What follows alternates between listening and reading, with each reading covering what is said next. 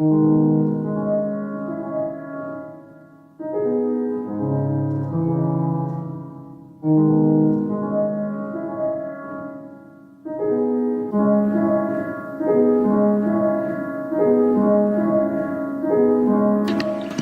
don't do that.